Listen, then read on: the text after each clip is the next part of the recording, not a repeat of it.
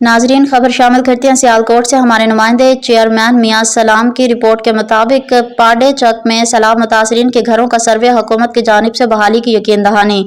समरियात के नवाही गाँव पाडे चक में वजीर आला पंजाब मोहतरमा मरियम नवाज शरीफ की खसूसी हिदायत पर सैलाब मुतासरीन के गिरे हुए घरों का तफसीली सर्वे किया गया। सर्वे टीम ने गाँव के तमाम मुतासरा घरों का जायजा लिया और नुकसानात की रिपोर्ट तैयार की।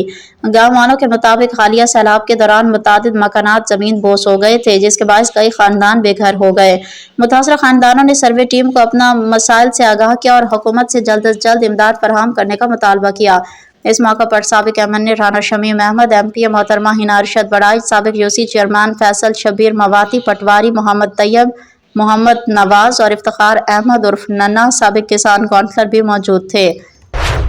उन्होंने गांव के मसाइल और नुकसानात के बारे में टीम को ब्रीफिंग दी और उम्मीद जाहिर की कि हुकूमत मुतासरा खानदानों की बहाली के लिए फौरी इकदाम करे ताकि लोग दोबारा अपने घरों में आबाद हो सकें। यह सर्वे सैलाब मुतासरीन के इमदादी और बहाली के अमल को शफाफ और मौसर बनाने के लिए किया गया है।